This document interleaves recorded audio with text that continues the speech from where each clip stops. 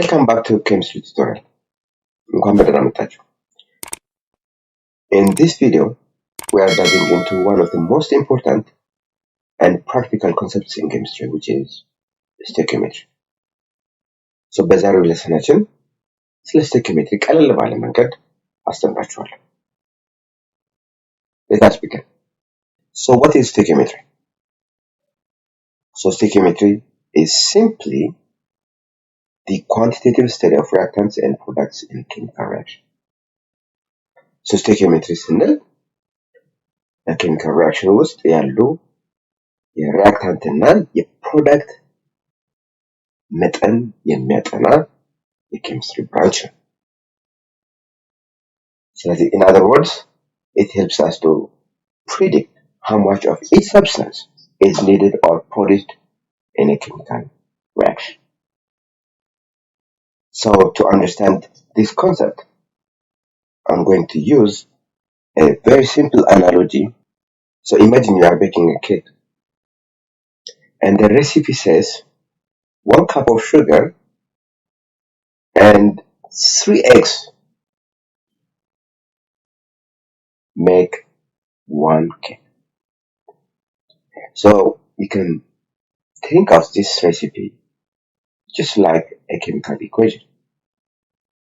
And remember, each ingredient represents what? For example, 1 cup of sugar and 3 eggs represent a reactant, whereas cake represents the product. ለምሳሌ አንድ ኬክ ለመስራት 1 cup of sugar እና 3 ኤጎች ያስፈልጉናል ካለን ይሄ ሬሲፒ ልክ እንደ ኬሚካል ኢኩዌሽን ማለት ነው። እያንዳንዱ ኢንግሪዲየንት ደግሞ ማለትም ኬክ ለመስራት የምንጠቀምባቸው ኢንግሪዲየንቶች ምንን ሪፕሬዘንት ያደርጋሉ? ሪአክታንትን ሪፕሬዘንት ያደርጋሉ። ኬኩ ደግሞ ፕሮዳክት ይሆናል ማለት ነው። So if I have 9 eggs, how many cakes can I make? So the recipe says what? The recipe says for every 1 cake, how many eggs do we need? 3 eggs, right? So I'm going to write to make, so 3 eggs are needed to make 1 cake, right? So if I have 9 eggs, how many cakes can I make?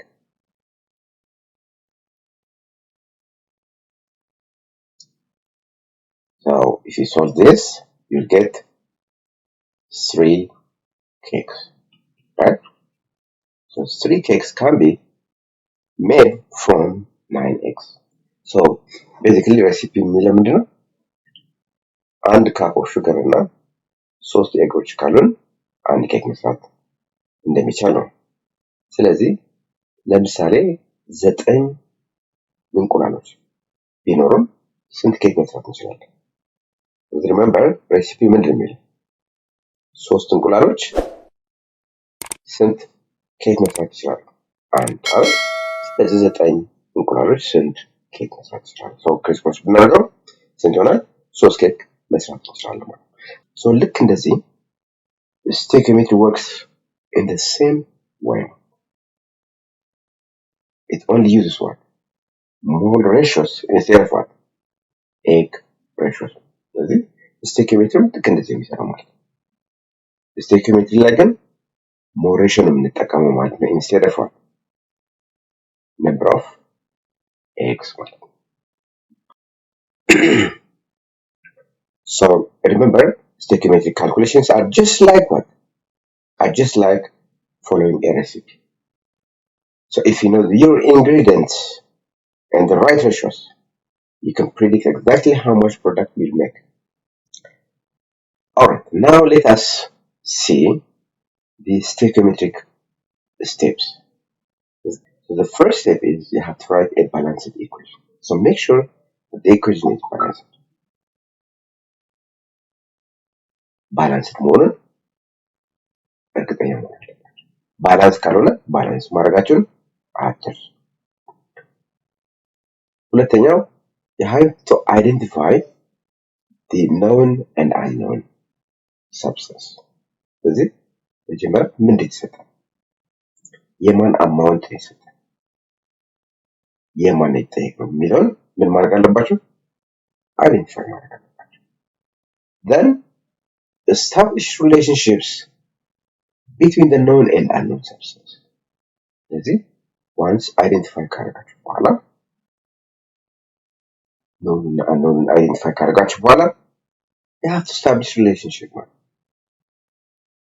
more ratioን ተጠቅማችሁ establish ማድረግ። በተለያየ መልኩ ልትጠይቁ ትችላላችሁ። ለምሳሌ ማስ ሊሰጣችሁ ይችላል፣ ቮሊዩም ሊሰጣችሁ ይችላል፣ number of particles ሊሰጣችሁ ይችላል። ከዛስ ምን ልትጠይቁ ትችላላችሁ? ማስ ልትጠይቁ ትችላላችሁ፣ ቮሊዩም፣ number of particles፣ ሞል and so on። ስለዚህ ምን እንደምናደርገው ስለዚህ የተሰጣችሁ ኳንቲቲ ወይም number of particles መጀመሪያ ወደ ሞል መቀየር፣ ከዛ በኋላ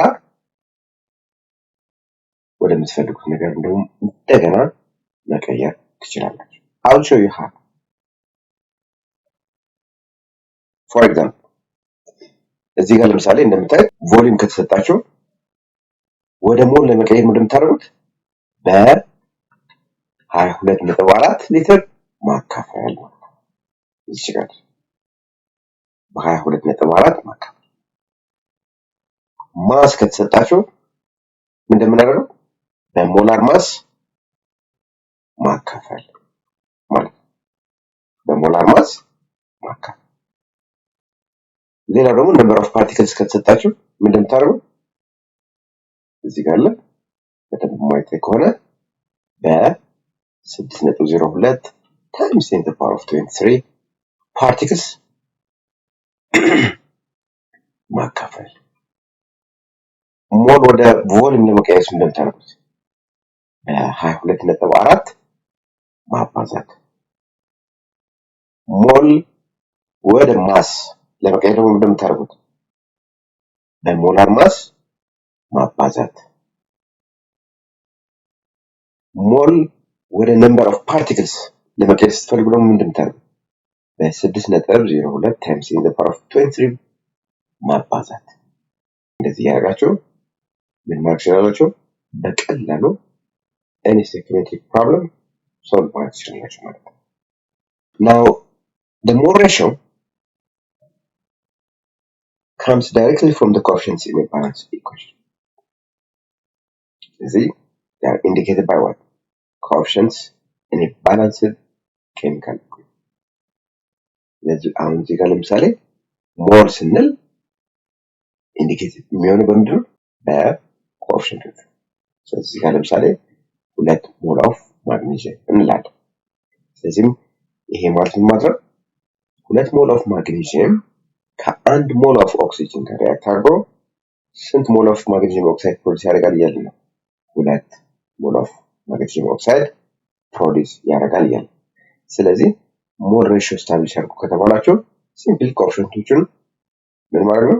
መውሰድ ነው ማለት ነው። Let us work with some examples together. አብረን የመጀመሪያው ጥያቄ ምንድን ነው? How many moles of water could be produced by the reaction of 3.5 mole of methane with excess oxygen? 3.5 mole of methane ካለን ምን ያህል ሞል ኦፍ ዋተር ፕሮዲዩስ ይሆናል ነው ጥያቄ። ስለዚህ የተሰጠን ኳንቲቲ በሞል አይደል? እሺ የማን የተሰጠን? አንድ የተሰጠን የማን ነው? የሚቴን። ስለዚህ እኔ እዚህ ጋር ነው ከላይ ማለት 3.5 ሞል የተጠየቅነው የማን ነው? የኦክሲጅን። ስለዚህ እዚህ ጋር ኤክስ አለ። ሶስተኛው ስቴፕ ምን የሚለው ሪሌሽንሺፕ ስታብሊሽ እናደርጋለን። ስለዚህ ሚቴን እና ማን ይሆናል ማለት ወተር ይሆናል ማለት ነው። So for every mole አይደል? እዚህ ጋር ያለው ሞሉ ስንት ነው? አንድ ነው። ስለዚህ አንድ ሞል ኦፍ ሚቴን ምን ያህል ሞል ኦፍ ወተር ፕሮዲስ ያደርጋል? ያለው ሁለት አይደል? So if I have 3.5 moles of methane, how many moles of water are produced? ስለዚህ 3.5 ሞል ኦፍ ሚቴን ካለ ምን ያህል ወተር ፕሮዲስ ይሆናል? ክሪስክሮስ ነው አይደል የምናደርገው? ስለዚህ ምን ይሆናል? 7 ሞል of water are produced እንዳለ ማለት ነው። Next question. Alright. Now, how many moles of potassium chloride must decompose in order to produce 9 moles of oxygen gas? ስለዚህ እዚህ ጋር የተጠየቀው ምንድነው? ምን ያህል ፖታሲየም ክሎራይድ ዲኮምፖዝ ቢያደርግ ነው ቢሰባበር ነው 9 ሞል ኦፍ ኦክሲጅን የምናገኘው ነው። ስለዚህ መጀመሪያ ኢኩዌሽን እንጻፍ። ፖታሲየም ክሎራይድ ማለት ይሄ ነው። ዲኮምፖዝ ሲሆን ማለት ሲሰባበር ማለት ነው። ሲሰባበር አንዱ ፕሮዳክት ምንድነው? ፖታሲየም ክሎራይድ ነው፣ አንዱ ኦክሲጅን። ሶ ይሄን ባላንስ እናደርጋለን። ስለዚህ ሶስት አሁን ባላንስ ነው። የተጠየቅነው የማን ነው? የፖታሲየም ክሎራይድ ምንድን ይሰጣል? የኦክሲጅን ሞል ይሰጣል። ባላንስ አድርገናል። known unknown አይደንቲፋይ አድርገናል። ሶስተኛው ስቴፕ ምንድን ነው?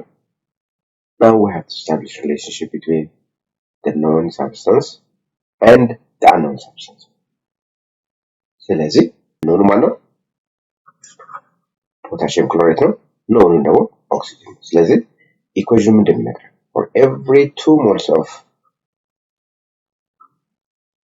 potassium chlorate ምን ያህል ሞል ኦፍ ኦክሲጅን ያስፈልጋል? 3 moles of oxygen ያስፈልጋል። ምን ይሰጣል?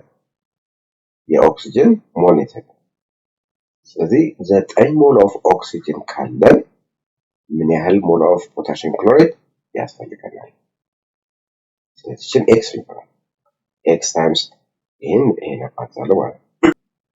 ሶ ኤክስ ሲባዛ በ3 እኩል ይሆናል 2 ሲባዛ ስለዚህ የኤክስ ዋጋ ለማግኘት በ3 ማካፈል ነው። ስንት ይመጣል? 6 ሞል ኦፍ potassium chlorate must decompose in order to produce 9 moles of oxygen. በዚህ መልኩ ቀላሉ ሶልቭ ማድረግ ትችላላችሁ ማለት ነው። Alright, next question. How many grams of calcium oxide are needed to react completely with 22 grams of what? Carbon dioxide. ጥያቄ ምንድን የሚለው ከ22 ግራም ኦፍ ካርቦን ዳይኦክሳይድ ሪአክት የሚያደርግ የካልሲየም ኦክሳይድ አማውንት በክብደት ምን ያህል ነው ነው? ሰው መጀመሪያ እንደምናደርገው ኢኩዌሽኑን እንጽፋለን። ሶ ካልሲየም ኦክሳይድ ፕላስ ካርቦን ዳይኦክሳይድ ሪአክት አድርጎ ምን ይፈጥራል? ካልሲየም ካርቦን። ሶ ይሄ ባላንስ ነው። የማን አማውንት የሚሰጠን? የካርቦን ዳይኦክሳይድ 22 ግራም ተሰጥቶናል። የተጠየቅነው የካልሲየም ካርቦኔት በማስ ነው። ሶ አሁን የኔ አፕሮች ምንድን ነው የሚሆነው? የተሰጠኝን ኳንቲቲ ወይም ነምበር ኦፍ ፓርቲክልስ ሁሉም ወደ ሞል ለመቀየራቸው መጀመሪያ። ሶ አሁን እዚህ ጋር ክብደት ስለሰጠኝ ይሄን ግራም ወደ ሞል ለመቀየር ምንድን የምጠቀመው? እችን ፎርሙላ እጠቀማለሁ። ስለዚህ እዚህ ጋር ጽፍላችኋለሁ። ሞል ማለት እችኛው ሞል ነች። ማስ ኦቨር ሞላር ማስ ማለት ነው። ሶ ማሱ ስንት ነው? 22 ግራም ተብሏል። ኦቨር ሞላር ማስ ኦፍ ካርቦን ዳይኦክሳይድ እዚህ ተጽፏል። አሁንም የካርበን 12 ይሄ ይሰጣቸዋል። የኦክሲጅን ስንት ነው? 16 ሶ አሁን ሁለት ስላለኝ በሁለት አባዛዋለሁ። ስንት ይሆናል? 32 ሲደመር 12 ስንት ሆነ? 44 ግራም ፐር ሞል ይሆናል። ስለዚህ ሞላር ማሱ 44 ግራም ፐር ሞል ስለሆነ ይሄ ሲካፈል ስንት ይሆናል? 0.5 ሞል ይሆናል። ስለዚህ 22 ግራም ካርቦን ዳይኦክሳይድ ማለት 0.5 ሞል ኦፍ ካርቦን ዳይኦክሳይድ ለማለት ነው። አንድ ናቸው። 22 ማለት 0.5 ሞል ኦፍ ካርቦን ዳይኦክሳይድ ማለት ነው። እዚህ ጋር ኤክስ ላለ ምክንያቱም የተጠየቁት የካልሲየም ኦክሳይድ ስለሆነ ማለት ነው።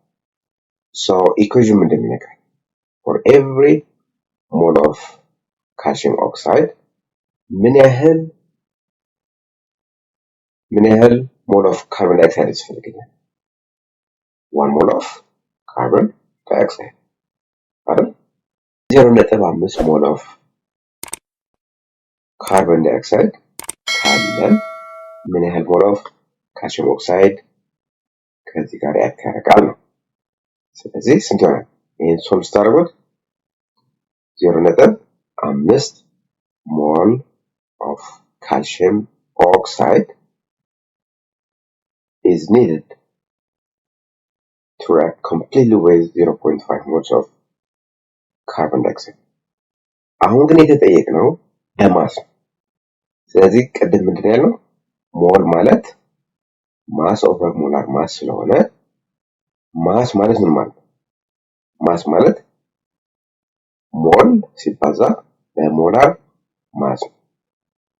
ስለዚህ ሞሉ ኦልሬዲ አግኝተናል 0.5 ሲባዛ ሞላር ማሱስ የካልሲየም 40 ነው። እዚህ ጋር ጣፍ የካልሲየም 40 ነው ፕላስ የኦክሲጅን 16 56 ሳይሆን ሲባዛ በ56 ግራም ፐር ሞል በሞል ይጠፋል። ምን ይቀራል? ግራም ይቀራል። so half of 56 is 28 gram ማለት ነው። ስለዚህ 28 grams of calcium oxide ማለት ነው። ይሄን ያህል gram of calcium oxide is needed to react completely with 22 grams of carbon dioxide. So example 4, what mass of oxygen is required to react completely with 1.2 mole of methane? ከ1.2 ሞል ኦፍ ሚቴን ምን ያህል ማስ ኦፍ ኦክሲጅን ሪአክት ያደርጋል ነው። ስለዚህ እዚህ ጋር ባላንስ ነው ኢኩዌሽኑ መንበርበር and የተጠየቅነው ማነው ማስ ኦፍ ኦክሲጅን ተጠይቀናል። የተሰጠን 1.2 ሞል ኦፍ ሚቴን። ስለዚህ አሁን እዚህ ጋር የተሰጠን ይሄ የተጠየቅነው ማስ ኦፍ ኦክሲጅን የተፈለገው የተጠየቅነው 1 ሞል ኦፍ ሚቴን ቢኖረን ነው ምን ያህል ማስ ኦፍ ኦክሲጅን ከዚህ ጋር ሪአክት ያደርጋል። ሶ አሁን ስታብሊሽ እናድርግ ሪሌሽንሺፕ። ሶ ሚቴን ማለት 1 ሞል ነው። ሶ 1 ሞል ኦፍ ሚቴን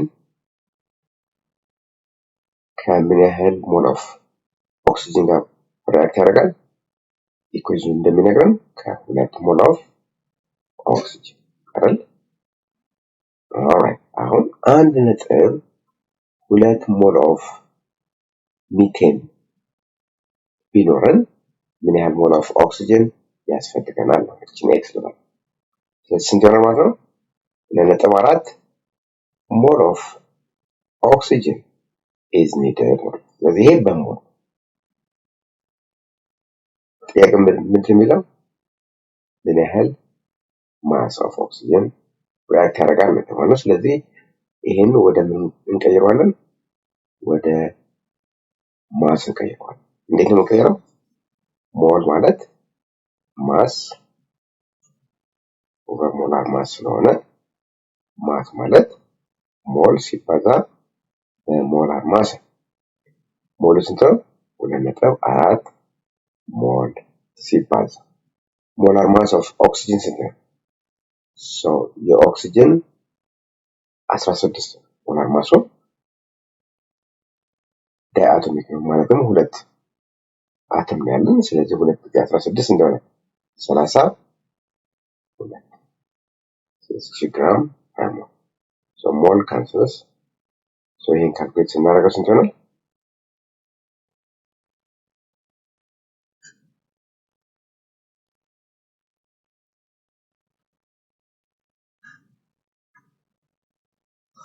ስንት ይሆናል?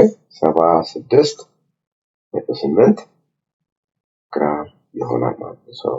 እዚህ ጋር ተጻፈው 76.8 gram of oxygen is needed to completely react with 1 mole of methane ማለት ነው። በዚህ መልኩ ካልኩሌት ማድረግ ትችላላችሁ ማለት ነው። What volume of oxygen will react with methane to produce 44.8 liters of carbon dioxide at S? ጥያቄ ምንድን ነው? basically ምን ያህል volume of oxygen react አድርጎ ነው 44.8 ሊትር ኦፍ ካርቦን ዳይኦክሳይድ የሚይዝ ወይም ያለው ቮሊዩም የምናገኘው at STP at standard temperature and pressure ማለት ነው። ስለዚህ አሁንም ኢኩዌሽናችን ባላንስ ነው ኦሬዲ። ወደ ሁለተኛው እንሄዳለን። ኖውን ማነው? የካርቦን ዳይኦክሳይድ ቮሊዩም 44.8 ሊትር። የማን ይጠየቅ ነው? የኦክሲጅን ቮሊዩም at STP ምን መሆን አለበት የሚለው።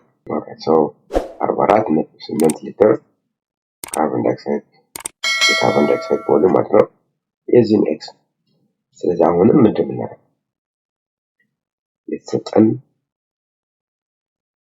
ኳንቲቲ ወደ ሞል እንቀይረዋለን።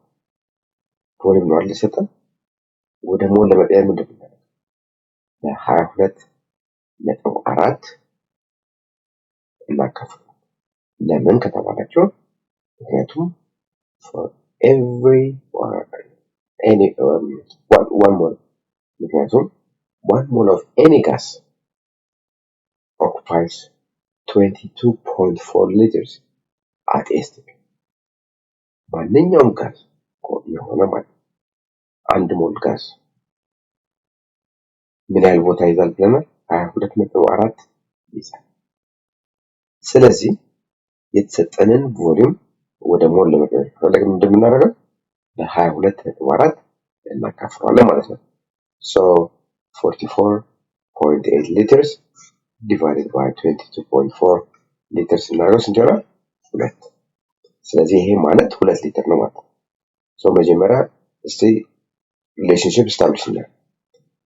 for every 2 moles of oxygen ምን ያህል ሞል ኦፍ ካርቦን ዳይኦክሳይድ ፕሮዲዩስ ይሆናል? 1 ሞል ኦፍ ካርቦን ዳይኦክሳይድ። ስንት የተሰጠ? ያው 44.8 ሊትር ማለት በሞል ሲገለጽ 2 ሞል ማለት ነው። 2 ሞል ኦፍ ካርቦን ዳይኦክሳይድ ፕሮዲዩስ የሚሆነው ምን ያህል ሞል ኦፍ ኦክሲጅን ቢኖረን ነው ነው። ስለዚህ ስንት ይሆናል? ካልኩሌት ስታደርጉት ያው 4 ሞል ኦፍ ኦክሲጅን ይሆናል። ይሄ በሞል የተጠየቅነው ግን what volume of oxygen ስለሆነ ይሄን ሞል ወደ መቀየር አለብን፣ ወደ ቮሊዩም እንቀይረዋለን። ምን ማለት በ22.4 ለማባዛት so you have to multiply this by 22.4 liters which is ታባዙ ሲሆን 6 ስለዚህ 89.6 ሊትር of oxygen must be used to produce 44.8 liters of carbon dioxide እንዳለን ማለት ነው። Example 6. How many grams of magnesium should react with sulfuric acid to produce 5.6 liters of hydrogen at STP? ስለዚህ ምን ያህል grams of magnesium ሪአክት ማድረግ አለበት ከሳልፈሪክ አሲድ ጋር ምን ያህል ሃይድሮጅን ፕሮዲውስ ለማድረግ 5.6 ሊትርስ ኦፍ ሃይድሮጅን ፕሮዲውስ ለማድረግ ነው። ሶ መጀመሪያ ኢኩዌሽን 5.6 ኦኬ እንደዚህ ጋር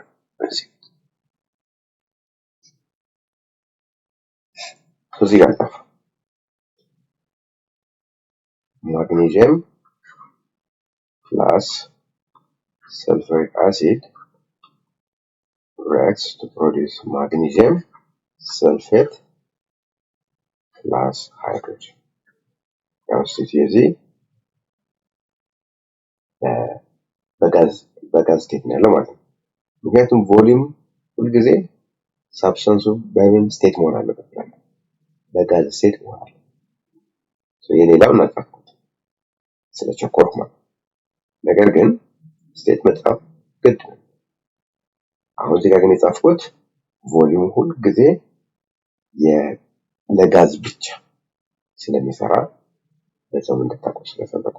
ስለዚህ remember 1 mole of any gas occupies 22.4 liters ብለናል።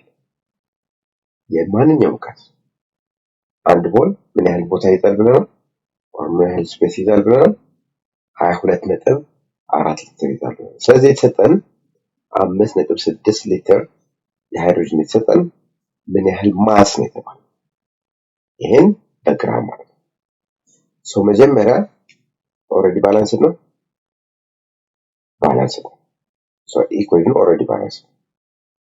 ሶ አሁን ምንድነው ኔክስት ስቴፕ ስታብሊሽ እናደርጋለን ሪሌሽንሺፕ።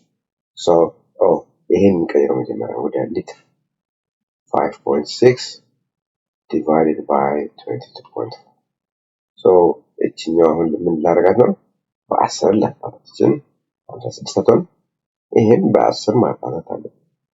ያው አሁን ምንም ማቀየር ማለት ነው። ሶ 224 ያው ይሄን እናካፍለው 56 ሲካፈል ለ200 0.0 ሁለት ጊዜ 4 ሁለት 1 1 0 አምስት ጊዜ 0 2 1 እሺ አሁን ሶ 5.6 ማለት 5.6 ሊትር ማለት ምን ማለት ነው? በሞል ሲገለጽ 0.25 ሞል ማለት ነው። ሶ ኢኩዌሽን ምንድነው? for every 1 mole of magnesium ምን ያህል ሞል of hydrogen ፕሮዲውስ ይሆናል? አንድ ሞላር ሶ if 0.25 moles of hydrogen is produced ምን ያህል ሞል of magnesium ብንጠቀም ነው ይሄን ያህል ፕሮዲውስ ይሆናል? ስለዚህ እንደምን 0.25 ሞል of magnesium መጠቀም አለብን ማለት ነው to produce 0.5 I mean to produce 0.25 moles of hydrogen ወይም ደግሞ በቮሊዩም ከሆነ 5.6 liters of hydrogen ፕሮዲውስ ለማድረግ ማለት ነው። ናው ይሄ በሞል ነው። ስለዚህ ይሄን ወደ ማስ ለመቀየር ወደ ማድረግ በሞላር ማስ አባዝቷል። ሞላር ማስ ኦፍ ማግኔዥየም ስንት ነው? 24 ሶ ይሄ ሲባዛ ስንት ይሆናል? 6 ይሆናል ማለት ነው። ስለዚህ 6 ግራም ኦፍ magnesium must react with sulfuric acid to produce 5.6 liters of hydrogen ማለት ነው at STP so በዚህ መልኩ እንደዚህ አድርጋችሁ መስራት ትችላላችሁ። alright so to sum up remember የተሰጣችሁ trigonometric problem መጀመሪያ ባላንስ መሆኑን ማረጋገጥ አለብን። ባላንስ መሆኑን ካረጋገጣችሁ በኋላ ምን እንደምታደርጉት የተሰጣችሁ ወይም you have to identify known እና unknown ከዛ ደግሞ relationship establish ማድረግ between the known substance and unknown substance. And last but not least is you have to convert the given quantities into mole. የተሰጣችሁ ኳንቲቲ ወደ ሞል መቀየር። እንዴት ነው የምታደርጉት? ቮሊዩም ከተሰጣችሁ ወደ ሞል ለመቀየር ምን እንደምታደርጉት በ22.4 ማካፈል ከሞል ወደ ቮሊዩም ለመውሰድ ደግሞ በ22.4 ሊትር ማባዛት። ሌላው ማስ ወደ ሞል ለመቀየር ከፈለጋችሁ ምን እንደምታደርጉት በሞላር ማስ ማካፈል ሞል ወደ ማስ ከተባላችሁ ደግሞ በሞላር ማስ ማባዛት። ሞሉን በሞላር ማስ አባዝታችሁ ማሱን ታገኛላችሁ ማለት ነው። ያው ነምበር ኦፍ ፓርቲክልስም ብዙም ኮመን አይደለም፣ ግን ከነምበር ኦፍ ፓርቲክልስ ከተሰጣችሁ እንደምታደርጉት ማለት ነው ወደ ሞል ለመቀየር በ6.02 times 10 to the power of 23 ፓርቲክልስ ማካፈል። ከነምበር ኦፍ ሞል ወደ ነምበር ኦፍ ፓርቲክልስ ከተባላችሁ ደግሞ በ6.02 times 10 to the power of 23 ማባዛት ነው። በዚህ መልኩ በቀላሉ any statement problem መስራት ትችላላችሁ ማለት ነው። Now it's your turn. Try these questions on your own.